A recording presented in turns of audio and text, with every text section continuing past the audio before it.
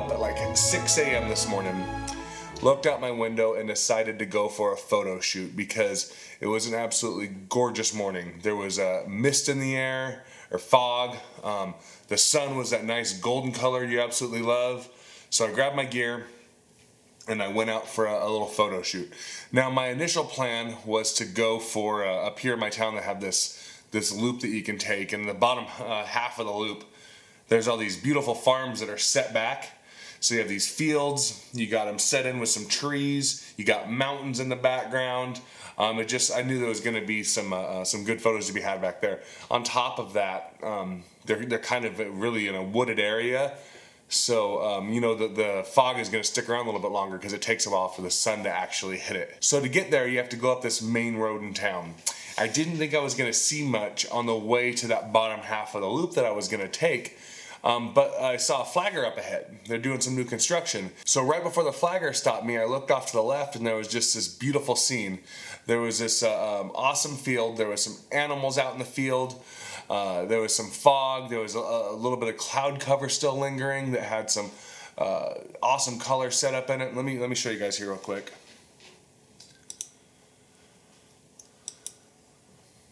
So in this picture, I absolutely love it because there's so many layers. So there's I go running across the road to snap this picture, and I wasn't expecting this llama or alpaca, whatever it is, which one of the two it is. I believe it's a llama because I think alpacas are larger, but I could be wrong on that. But I did not expect this animal to come up to the gate. So I parked on the opposing side of the road, went running across the road, and he saw me and started walking up to the gate and then just framed himself perfectly. I love the tilt of the gate right there. I love the llama or the alpaca right there. You can kind of see a corner of the barn off to the left. You can see the animals in the background. You can see the woods back there with the mist in it. You can see the clouds. I just really like how many layers this photo has. So I snapped this one, which I think is probably the best one of the day. Well, then I turned around to go back to my rig, and there's been this rental place there for as long as I can remember.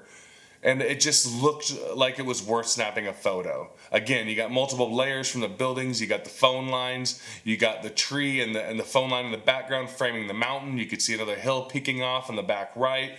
You could see the road in the foreground. I thought it was just a really, really cool shot.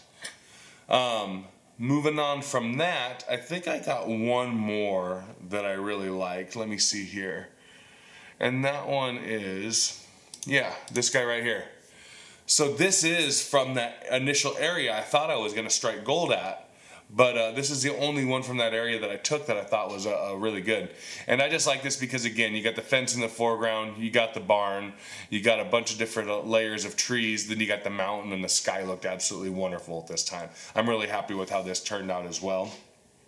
So out of the 20 or so photos that I snapped today, these three are the ones that are worth it. Now, I'm pretty new to doing photography in this manner where you actually go out and do like photo shoots. I've always kind of had an eye for it, and if I saw something nice when I was out, I would snap a photo of it. But this is a completely new experience for me. So I don't know if 3 out of 20 is a good ratio, or if I should have been expecting more, should have been expecting less. I imagine there's probably times where you go out and you don't get anything. But I'm pretty happy with the way today went. So I'm going to carry on with it, see what happens, and keep you guys in the loop. Now I got a busy day ahead of me, so it's time to get to it.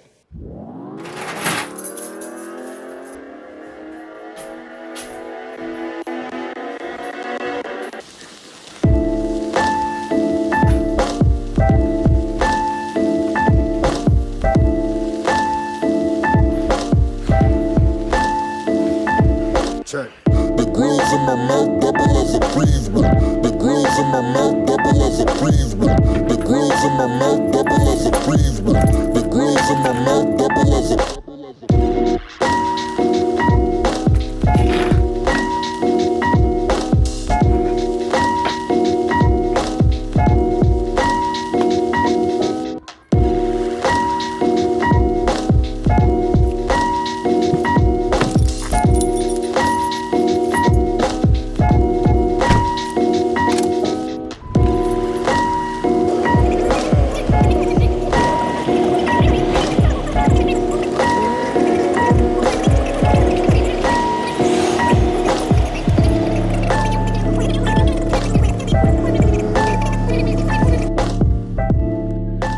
just finished with my workout. I'm actually gonna run home and change and then come back because we're gonna record a little promo for yoga. We're gonna try out the Weeble S stabilizer I just got for my DSLR camera too. All right, everybody, so it has been an eventful day. We wanted to start marketing and advertising the yoga classes at our gym. So I just got the Weeble S. It's a DSLR stabilizer, and I figured, hey, what a better time than to use that than when I need to shoot like a commercial for our YouTube, just a promotional video. I learned that even with the stabilizer, like, you gotta have some skill. It still takes a ton of practice. Footage came out better than I have ever done, but I'm not satisfied with it. I'll share it with you guys so you can kind of see it.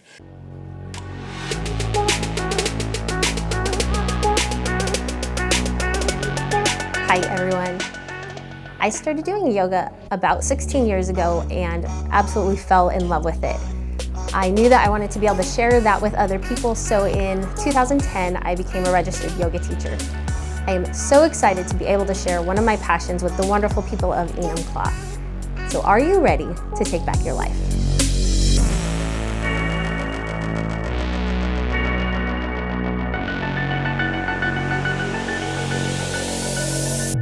All right, so that first shot where we're running into Liz doing the yoga in the larger room,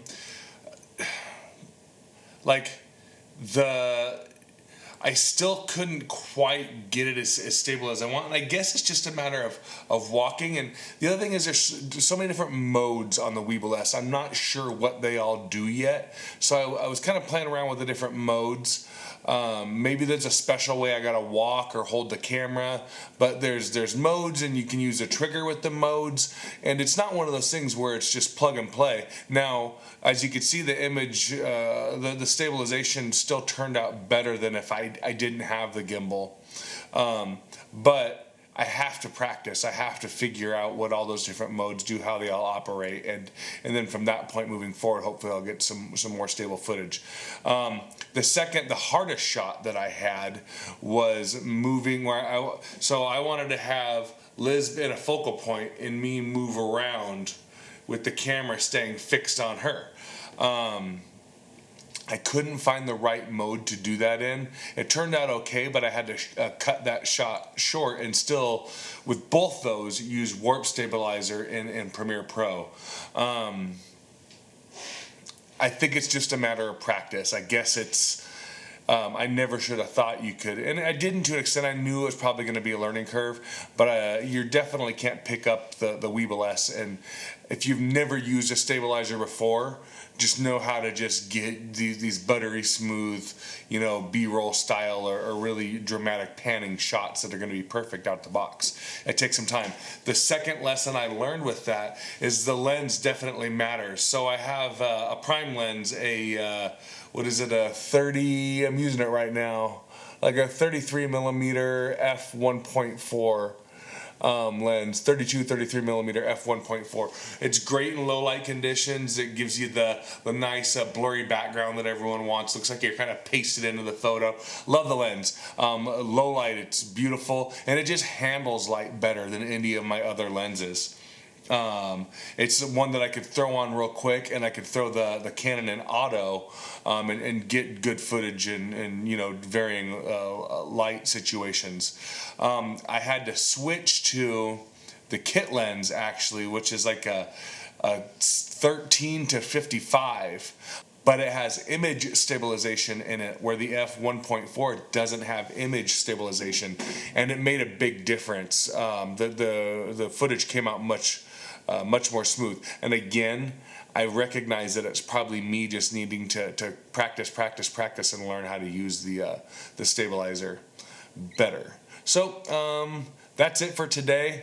A couple of lessons. I think the commercial's okay. I think I could certainly do better, and I'm gonna keep practicing in order to do better.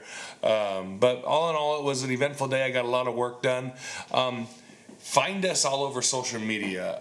The easiest way to find all of us is if you go to facebook.com/The Bob and Liz Show. At the top of that page, I have a post pinned with all of our different social media accounts. We've recently separated everything out. We have Enum Claw Jiu-Jitsu is its own thing. Bob and Liz Show, this is pretty much all our media. It's probably where you're finding this on our YouTube. But this is photos, YouTube, and just media that we do. Flyers I come up with and stuff like that. Then we have Liz Martinez Piano. And then we have Take Back Your Life, the actual brick and mortar gym we have here in Enumclaw. I'm sure I'm forgetting one as well. But find Bob and Liz Show, facebook.com/The Bob and Liz Show.